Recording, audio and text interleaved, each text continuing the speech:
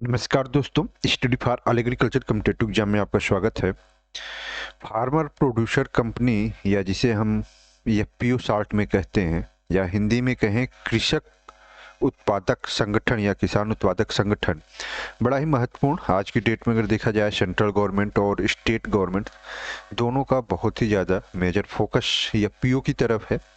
तो आज इसी के बारे में हम चर्चा करेंगे बहुत डिटेल्स में, कैसे आप एफपीओ होता क्या है, एफपीओ के क्या ऑब्जेक्टिव हैं, एफपीओ को किस तरीके से गठित किया जा सकता है और साथ ही साथ एफपीओ की मीटिंग कैसे होनी चाहिए, सारी चीज़ें इसमें पूरी डिटेल्स में दी गई हैं। तो फार्मर प्रोड्यूसर ऑर्गेनाइजेशन किसे कहते हैं? तो एक तरीके से अगर हम कहें, it's form by a group of producer. Producer में से एक उत्पादक, अर्थात जो हमारे किसान है, कहेंगे कि ये एक किसानों का ग्रुप अर्थात समूह होता है जो कि या तो फार्म और नॉन फार्म एक्टिविटीज में लगा हुआ है। कह सकते हैं कि खेती के साथ साथ अदर, जैसे कृषि से ही रिलेटेड अगर किसी व्यापार में जुड़ा हुआ है तो भी वो एफपीओ का गठन कर सकता है। वो FPO it registered body and legal, ये एक तरीके से एफपीओ क्या है, ये कंपनी है। ये कंपनी एक्ट के तहत लीगली अर्थात एक तरीके से कह सकते कानूनी रूप से इसका रजिस्ट्रेशन होता है।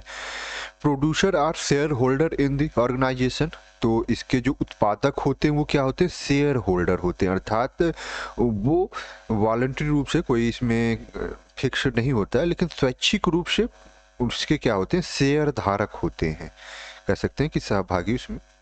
And it's deal with business activities related to the primary produce product, अर्थात जो हमारे प्राइमरी प्रोड्यूस या प्रोडक्ट हैं, कह सकते हैं कि हमारा गेहूं का उत्पादन है, धान का उत्पादन है, या हम सब्जी का उत्पादन करें, फल का उत्पादन करें, दूध उत्पादन करें, तो जो प्राइमरी प्रोड्यूस या प्राइमरी प्रोडक्ट है, देखिए प्राइमरी प्रोडक्ट की यहाँ बात हो रही है, तो उससे with business activities related to primary product, तो उससे रिलेटेड है। कहीं ना कहीं अगर जो प्राइमरी से न को रिलेट करके डायरेक्ट वो कहीं ना कहीं अदर एक्टिविटीज कर रहा है, वो सेकेंडरी प्रोडक्ट बना रहा है, टर्सरी प्रोडक्ट बना रहा है, तो वो एफपीओ का पार्ट नहीं होगा, वो एक तरीके से अलग तरीके की कंपनी हम उसको क्लासिफाई कर सकते हैं। It's work for benefit of the members producer, अर्थात जो मेंबर्स हैं, जो शेयर होल्डर्स हैं, कहीं ना कहीं उनको बेनिफिट पहुंचे, तो इस उद्देश्य के साथ तो ये सब चीज़ें होती हैं हमारे एफपीओज में, फार्मर प्रोड्यूसर ऑर्गेनाइजेशन। तो इसमें सीधा सिंपल सा कहा गया है, ये बस समझने की बात है। An FPO is a voluntary association of individual, अर्थात वॉलंटरी मीन्स स्वैच्छिक, किसी किसान पे दबाव नहीं डाला जा सकता, एसोसिएशन है, संगठन है, इंडिविजुअल्स विथ कॉमन नीड्स, अर्थात जो एक तरीके से एक कॉमन नीड्स जिनकी हैं वो आपस में एक तरीके से ज्वाइन करते हैं, अपना एक एसोसिएशन बनाते हैं, और वो कहीं ना कहीं इकोनॉमिक इंटरेस्ट से कोई एक्टिविटीज करें, प्राइमरी प्रोड्यूसर इकट्ठे होके, वो हमारा एफपीयू के अंतर्गत है, एफपीयू कहलाएगा। स्कोप ऑफ एफपीसी अर्थात फार्मर प्रोड्यूसर कंपनी का कह सकते हैं या एफपीओ का क्या स्कोप है, तो कहेंगे कि आने वाले समयों में नो डाउट एफपीओ एक मेजर रोल एग्रीकल्चर में निभाने वाला है, और इसमें कह सकते हैं कि on the basis of aggregate needs of the members, अर्थात जो मेंबर्स की नीड्स है उस आधार पे वो सब इकट्ठे होते हैं, engage in cultivation of production credit, तो ये सारी चीज़ें इसमें आएंगे। For agri allied agriculture activities like dairy, poultry, एपीडी भी ये हमारा एफपीओ के अंतर्गत हम इस एक्टिविटीज को भी इंक्लूड कर सकते हैं। तो ये चीज़ें हो जाएंगी। व्हाट इज प्रोड्यूसर, अब बात यहाँ आती है कि स्कोप से, अभी स्कोप आपको क्लियर समझ में आ जाएगा। व्हाट इज प्रोड्यूसर कंपनी, अर्थात अब सीधी सी बात यहाँ कहा जा रहा है कि प्रोड्यूसर कंपनी क्या है। तो प्रोड्यूसर कंपनी को हमने अभी आप सबको बताया कि ये एक स्वैच्छिक किसानों का संगठन है जो प्राथमिक उत्पादन के उद्देश्य से वो इकट्ठे होते हैं, और उनका उद्देश्य यही होता है कि कैसे हम ज़्यादा से ज़्यादा बेनिफिट पाएँ। तो अब वो जैसे मान लेते हैं कि एक किसान है हमारे, उसके पास 10 बीघे ज़मीन है, और दूसरा किसान है 4 बीघे ज़मीन है, 6 बीघे होगी। इस तरीके से जब 100 किसान 200 किसान एक साथ इकट्ठे हो जाएंगे, और जब वो इकट्ठे होके अपना कोई एक सिंपल सी अगर वो वेजिटेबल की खेती ही कर रहे हैं, तो एक किसान अगर करता है वेजिटेबल की खेती, तो उतना मार्केट की फैसिलिटी और सारी चीज़ें उसमें समस्या आएंगी। लेकिन जब 100 किसान इकट्ठे होकर वेजिटेबल की खेती करेंगे तो उससे उनको मार्केटिंग में आसानी होगी, उनको ट्रांसपोर्टेशन, सब्जी मंडी लेके जाना है, ट्रांसपोर्टेशन में आसानी होगी। वो बड़ी आसानी से जो बीज है, उत्तम क्वालिटी का बीज, सीड्स प्राप्त कर सकते हैं बढ़िया कंपनियों से वो टेकअप करके, क्योंकि उनके पास 100 हेक्टेयर अर्थात 100 से ज़्यादा किसान हैं, 150 किसान अगर 100 किसान हैं तो ये बेहतर हो जाता है। तो कहीं न कहीं ये एफपीओ का कॉन्सेप्ट रहा है। और प्रोड्यूसर कंपनीज सिंपल सा अगर हम कहें, legal entity form by primary producer है, जिसको हम कह सकते हैं कि कंपनी एक्ट 2013 2013 और कह सकते हैं कि जो कोऑपरेटिव सोसाइटी एक्ट है उसके अंतर्गत, दोनों एक्ट के अंतर्गत किसी से भी करिए कोई दिक्कत नहीं है, इसका रजिस्ट्रेशन होता है। तो ये लीगल एंटिटी है। एंड कह सकते हैं कि ऑब्जेक्टिव ऑफ एफपीओज, हमारे एफपीओज के क्या उद्देश्य हैं, मैं इसीलिए स्कोप पे बहुत ज़्यादा फोकस नहीं किया। हमारे एफपीओ के क्या, कोई एफपीओ, कोई किसान क्यों एफपीओ गठित करे, उसके क्या स्कोप है, क्या ऑब्जेक्टिव है, किस उद्देश्य के साथ वो कर सकता है। तो प्रोडक्शन, जैसे हम बीज का उत्पादन कर सकते हैं, harvesting, processing, procurement, grading, pooling, handling, तो ये कहीं ना कहीं आप द प्राइमरी, तो ये चीज़ें आसान हो जाएंगी एफपीओ के माध्यम से। मैंने जैसे एक एग्जांपल के तौर पर बताया कि अगर 100 किसान जुड़ गए तो उनका किसी भी गेहूं का प्रोडक्शन करते हैं, धान का प्रोडक्शन करते हैं, तो वो आसानी हो जाएगी उनको एक साथ 100 किसानों का मतलब 100 हेक्टेयर एरिया के लिए अगर एक एग्जांपल के तौर पे लेते हैं तो उनको बीज, खाद, सिंचाई की व्यवस्था, ये सारी चीज़ें कहीं न कहीं इसमें सुविधाएं होंगी। साथ ही साथ मार्केटिंग भी तेज़ी से कर सकते हैं। हार्वेस्टिंग का हुआ, अब कोई किसान 6 बिस्वा है तो वो ट्रैक्टर बुलाता है, और अगर 100 बीघे का है, 100 हेक्टेयर की एरिया है, तो वो हार्वेस्टिंग में भी कहीं न कहीं कास्ट ऑफ कल्टीवेशन जो है वो कम होगी, तो प्रॉफिट बढ़ेगी किसानों की। Promoting mutual assistance, welfare measures, financial service, insurance of primary produce, तो ये सारी चीज़ें, तो कहीं न कहीं हम कह सकते हैं कि जो हमारा एफपीओ है वो, उसमें किसान हमारा जुड़ के अपने आप का एक संगठन बना के, उसको जब संगठन रहेगा, 100 किसान रहेंगे, वो एक कंपनी का रूप ले लेगा, तो उसको फाइनेंशियल क्रेडिट भी मिल जाएगी आसानी से। बैंक से लोन लेना हुआ, कोई बड़ी एक्टिविटी करनी हुई, कोई गोदाम बनाना हो, स्मॉल गोदाम बनाना हुआ, अदर एक्टिविटीज करनी हुई, तो उसके लिए कहीं ना कहीं लोन की फैसिलिटी भी और सारी चीज़ें हो सकती है। फीचर्स ऑफ प्रोड्यूसर ऑर्गेनाइजेशन, तो कह सकते हैं कि क्या क्या एक हमारे एफपीओ में क्या क्या चीज़ें हो सकती हैं, क्या क्या फीचर, क्या क्या विशेषताएं हो सकती हैं, क्या क्या।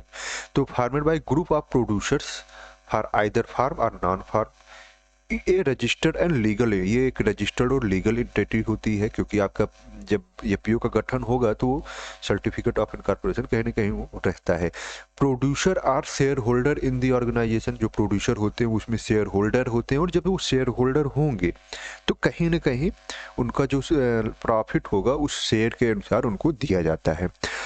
तो ये आपका कह सकते हैं कि दूसरा एक, अगर कोई एफपीओ होगा, अगर उसका गठन हो गया तो उसमें न्यूनतम, क्योंकि ये न्यूनतम क्राइटेरिया है कि कम से कम 10 मेंबर या 2 institutional members, but no limits on maximum number. तो कहीं ना कहीं मतलब एक तरीके से हम सीधी सा कि अगर कोई एफपीओ का गठन होगा, जब भी वो लीगल एंटिटी का रूप धारण करेगा, तो कम से कम न्यूनतम 10 शेयर, 10 मेंबर होंगे ही होंगे। Director of the FPO range between 5 to, उसमें से 10 मेंबर, और उसी में से कम हमारे 5 से लेके 15 जो होते हैं वो बोर्ड ऑफ डायरेक्टर हो सकते हैं। Director of the FPO range between 5 to 15, तो ये आपका। And minimum paid up capital of FPO, अगर कोई एफपीओ है तो उसका पेडअप कैपिटल न्यूनतम 1000 रुपये, कह सकते हैं कि 1 लाख रुपए होना चाहिए, 1 लैक्स। एंड ऑथराइज कैपिटल जो होगा वो 5 लैक्स मिनिमम, कह सकते हैं कि एक ये minimum. Member equity share can not be trade. अच्छा, एक सबसे बड़ी बात ये एफपीओ में होती है कि जो एफपीओ में शेयर होल्डर्स अपना पैसा लगाते हैं, उस पैसे को एफपीओ का जो डायरेक्टर्स होते हैं या अदर्स, वो ऐसा नहीं कर सकते कि उससे व्यापार करें, ट्रेड करें, ट्रेडेड अर्थात शेयर मार्केट में लगा दे, ऐसा कुछ नहीं कर सकते हैं। तो ये चीज़ें एक कहीं ना कहीं प्रोटेक्शन दिया गया है कि ऐसा ना हो कि कंपनी आए और इस तरीके से। Principles of producer company, voluntary and open memberships, अर्थात ये स्वैच्छिक रूप से होता है। डेमोक्रेटिक मैनेजमेंट बाय फार्मर, क्योंकि ये किसानों का संगठन एक तरीके से, जिसको मैनेज करना भी किसान का ही होता है, काम होता है। एंड ऑटोनॉमी एंड इंडिपेंडेंस, तो ये स्वतंत्र होती है। तो ये सारी चीज़ें हैं। Range of the service provided by FPOs, तो एफपीओ द्वारा किस तरीके की सर्विस प्रोवाइड की जा रही है। तो ये मेन महत्वपूर्ण कि अगर कहीं बात आती है कि आप एफपीओ का गठन क्यों करें, तो अगर आप इसको ध्यान देंगे कि input supply, custom hiring of the equipment, operation of CSC for processing, packing and storage. तो एक तरीके से आप, जैसे ये सब्जी का है तो सब्जी की पैकिंग हो सकती है, इसकी प्रोसेसिंग की जा सकती है, और इसको जैसे टमाटर होता है सस्ता हो गया तो उसको स्टोरेज कर लीजिए, पी है उसको स्टोर कर लीजिए, और जब थोड़ा सा महंगा रेट हो जाए तो उसको आप सेल कर सकते हैं। Financial service including insurance facility of the crops, आप एफपीओ के माध्यम से सीड प्रोडक्शन, आप जो भी है गेहूं धान अदर जो भी है उनका सीड प्रोडक्शन का भी काम कर सकते हैं। And technical service, processing service, networking service, तो ये सारी चीज़ें आती हैं। और एक्टिविटीज ऑफ प्रोड्यूसर कंपनी इसी में, क्वालिटी कंट्रोल, मार्केटिंग। अब हम कह सकते हैं कि एफपीसी डेवलपमेंट अप्रोच किस तरीके से, अगर कोई एफपीओ का गठन आप करना चाहते हैं तो उसका एक तरीके से कैसे विकास होगा एफपीसी डेवलपमेंट। तो क्लस्टर आइडेंटिफिकेशन, सबसे पहले मान लेते हैं कि हमारा एक गांव है, तो उस गांव में हम पहले आइडेंटिफाई करेंगे, क्लस्टर में संगठन, कि इस गांव में कॉमन रूप से किसान भाई हमारे किस फसल को उगाते हैं, या कौन सी फसल कॉमन रूप से अगर उगाई जाए तो बेहतर रहेगी। तो उसका पहले आपने आइडेंटिफिकेशन किया कि हाँ इस एरिया में वेजिटेबल के रूप में पी की खेती बेहतर की जा सकती है, या अदर मस्टर्ड की क्रॉप ली जा सकती है, तो उसका आइडेंटिफिकेशन, फिर डायग्नोस्टिक स्टडी, फिर उसके बारे में स्टडी करना कि हाँ क्या इसका बेहतर यहाँ उत्पादन मिलेगा, सॉइल की कंडीशन क्या यहाँ बेहतर है, मार्केटिंग फैसिलिटी यहाँ बेहतर है, ये सारी देखते हुए फिर फिजिबिलिटी एनालिसिस, तो वही बात मैंने कहा, मोबिलाइजेशन ऑफ द फार्मर्स, अगर फिजिबल है तो फिर हम जो हमारे किसान भाई होंगे उनको हम मोबिलाइज करेंगे। फिर उसके बाद हम बिजनेस प्लान करेंगे। सिंपल सा, जैसे मान लेते हैं कि हमने एक गांव में आइडेंटिफिकेशन किया और हमें पता चलता है कि हाँ सरसों की खेती बहुत अच्छी होती है, तिलहन की फसलों की खेती हो सकती है, तो हम सरसों के रूप में अगर उगाना चाह रहे हैं तो फिर उसका हमने सारी चीज़ें देखा कि क्या यहाँ सरसों के हम क्या कर सकते हैं। फिर हमने एक बिजनेस प्लान बनाया कि सरसों के तेल, हम सरसों न बेच के सरसों का तेल हम अपने एफपीओ के नाम से ब्रांड बना के अगर देसी सरसों के नाम पे बेचें तो ज़्यादा प्रॉफिट हो सकता है। तो उस चीज़ को आप बिजनेस प्लान करेंगे, और उस बिजनेस प्लान के लिए आप रिसोर्स मोबिलाइजेशन, आपको क्या चाहिए, सरसों है तो उसको जो तेल निकालने की मशीन होती है उसके लिए, तो ये सारी चीज़ें आपको करनी पड़ेंगी, और फिर बिजनेस ऑपरेशन आप करेंगे। तो कहने का मतलब ये हुआ कि आपका ये एफपीओ फार्मेशन, एफपीओ डेवलपमेंट का पूरा क्या क्या चीज़ें इसमें इन्वॉल्व होंगी, किस तरीके से आप कर सकते हैं। तो अब इसी तरीके से आपकी एरिया में मान लेते हैं कि वहाँ आपने आइडेंटिफाई किया कि वहाँ दुग्ध उत्पादन का क्षेत्र, अगर शहर के समीप है तो दुग्ध उत्पादन या सब्जी की खेती बेहतर प्रॉफिट आपको दे सकती है। तो आपको लगा कि ये हमारा शहर के नज़दीक है तो हम दुग्ध उत्पादन या सब्जी का उत्पादन कर सकते हैं, तो उसके अकॉर्डिंग आप प्लान कर सकते हैं। अब मेन बात आती है यहाँ स्ट्रक्चर ऑफ एफपीओज, आपके एफपीओ में क्या क्या होता है। जैसे हमने पहले ही बताया था कि न्यूनतम 10 मेंबर होंगे ही, तो एक आपका चेयरमैन या बोर्ड ऑफ डायरेक्टर होते हैं जिसे हम कहेंगे। फिर उसके बाद हमारा जनरल बॉडी होती है, एंड एग्जीक्यूटिव बॉडी होती है जिसमें 2 लीड्स फार्मर पर एफआईजी, अर्थात फार्मर इंटरेस्ट ग्रुप आप बनाएंगे, और उस ने आपके ये, तो जनरल बॉडी हो गई, एग्जीक्यूटिव बॉडी हो गई, चेयरमैन बोर्ड्स हो गए, और साथ ही साथ हमारा फार्मर्स नीचे। तो कहीं ना कहीं आप क्या करेंगे, अगर आपका गठन करना है तो आपके, एक तो आपने ये 100 किसान हैं, अब उन्हीं 100 किसानों ने अलग अलग तरीके से हमारा फार्मर इंटरेस्ट ग्रुप, एफआईजी का तात्पर्य ये हो गया, यहाँ आपको समझने की जरूरत है कि मान लेते हैं कि आपके 100 किसान हैं जिसमें से 50 किसान वो गेहूं का फसल लेना चाहते हैं, और उसी में से 25 किसान चाहते हैं कि वो दुग्ध उत्पादन करे, और 25 किसान चाहते हैं सब्जी। तो ये आपके फार्मर इंटरेस्ट ग्रुप, ये आपके 3 एफआईजी हो गए, वो अलग अलग तरीके से, उनकी एक्टिविटीज अलग होंगी, उनके उद्देश्य अलग हैं, वो अलग तरीके से। तो ये आपका फार्मर इंटरेस्ट ग्रुप है। एक इंटरेस्ट वाले जितने फार्मर एक साथ इकट्ठे हो गए एफआईजीज, उनको गवर्न करती है एग्जीक्यूटिव बॉडी, और फिर जनरल बॉडी होगी और चेयरमैन होंगे।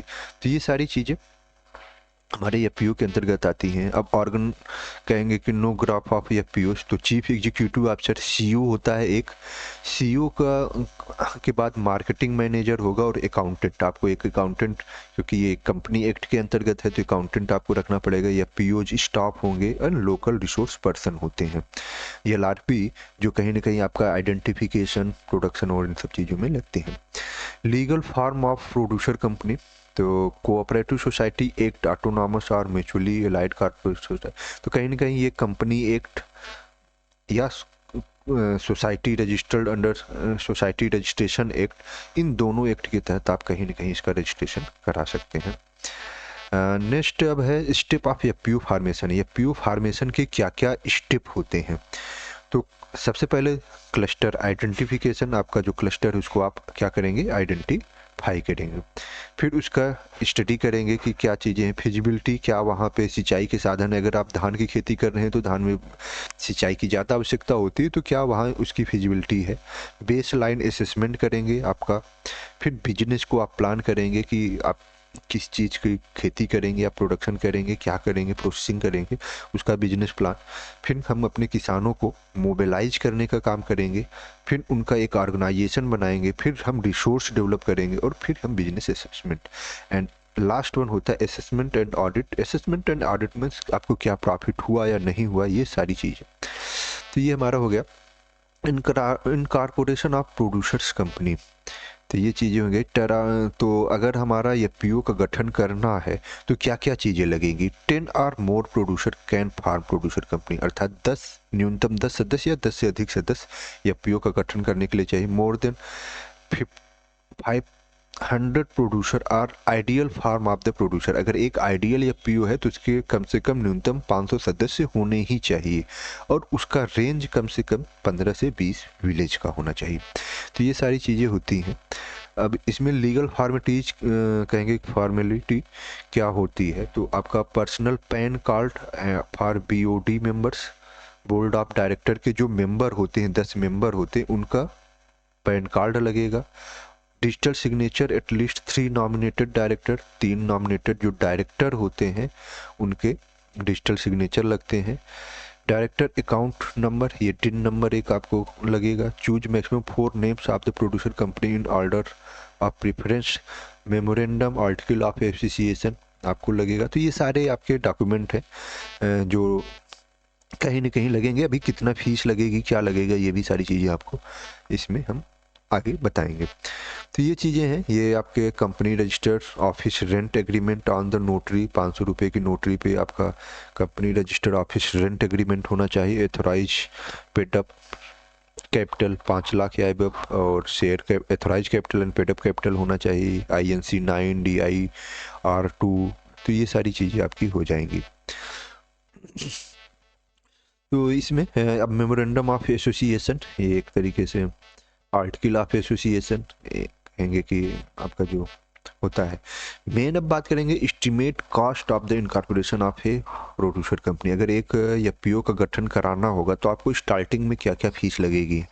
तो कहीं ये आपका ये सब AC जो एफपीओ पॉलिसी है उसके अकॉर्डिंग 29,600 रुपया, 500 रुपया फीस लग जाती है आपकी application for name of PC, अर्थात जो आपका एफपीओ के नाम के लिए। डिजिटल सिग्नेचर के लिए 2600 रुपया। स्टाम्प ड्यूटी आपका 1500 रुपया।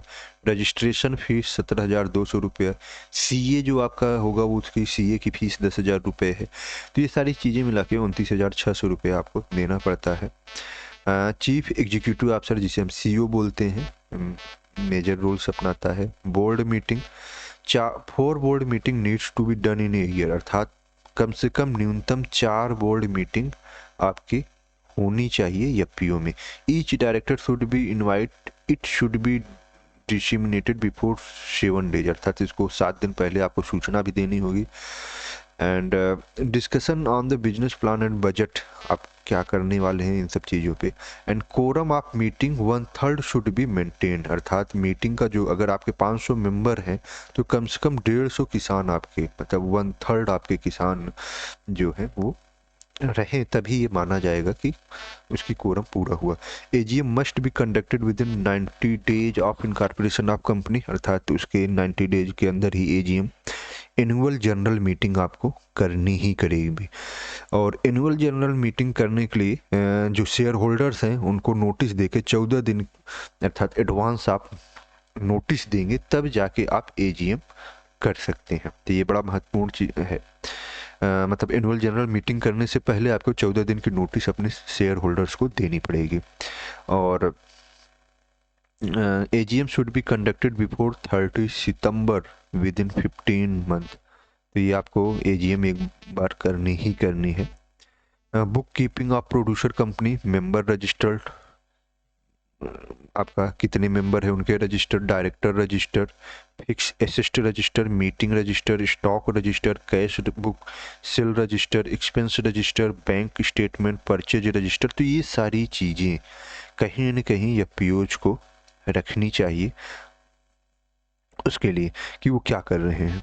तो ये सारी चीज़ें हो गई। और अब इसके बाद business plan for producer company, the project profit, promoter, entrepreneur profit, details of project, तो ये सारी चीज़ें होगी।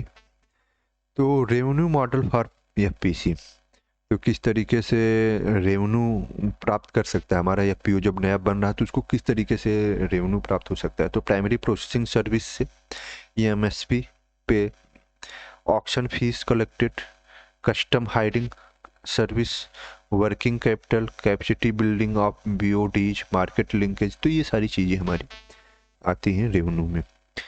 फाइनेंशियल एफपीसी एलिजिबिलिटी कब होगी, कोऑपरेटिव सोसाइटी, सीईओ, तो कह सकते हैं कि मिनिमम मेंबरशिप बेस ऑन 300, तो ये सारी चीज़ें आपकी हो जाएंगी। एलिजिबिलिटी फॉर फाइनेंशियल एफपीसी की बात यहाँ की गई है। तो कब आपका ये पीओ जो है वो एलिजिबल हो जाएगा, तो minimum member base of 500 for being eligible for credit guarantee cover. तो मिनिमम 500 मेंबर अगर हैं तो कहीं ना कहीं वो आपको आसानी होगी। The company should have been operated at least 2 years, और वो कंपनी कम से कम 2 साल जो है वो ऑपरेट की गई हो, तो वहाँ पे आपको लोन मिल जाएगी। It should have no accumulated losses of the previous years. तो ये चीज़ें तो कह सकते हैं कि एफपीओ बड़ा ही महत्वपूर्ण है, और आने वाले समयों में एफपीओज को गवर्नमेंट द्वारा भी सब्सिडाइज किया जा रहा है। साथ ही साथ कहीं न कहीं हमारे बहुत सारे ऐसे एफपीओज हैं जो बहुत ही बेहतर वर्क कर रहे हैं, और एफपीओज को प्रमोट करने के पीछे का मेजर रीजन अगर हम कंक्लूजन देखें, क्योंकि हमारी जो छोटी छोटी हो रही है, और छोटी जोत अर्थात साल्ट में, तो उसको लागत बढ़ रही है और किसान को कहीं न कहीं जो आय है उसमें कमी आ सकती है। तो उस उद्देश्य के साथ कि हमारे जो छोटे छोटे जोते हैं वो इकट्ठे हों, और इकट्ठे हों कि एक कॉमन इंटरेस्ट के साथ वर्क करें और अपनी प्रॉफिट को प्राप्त करें। तो ये छोटा सा एक वीडियो काफ़ी शॉर्ट में कोशिश की है, उम्मीद है पसंद आएगा। अगर नहीं तो फिर इसको एक एक कह सकते हैं कि जो पेज है एक एक, या पीओ का गठन कितना कैसे होगा, फीस क्या होगी, मीटिंग कैसे होगी, हम सब पे एक एक करके आपको वीडियोज उपलब्ध करा देंगे।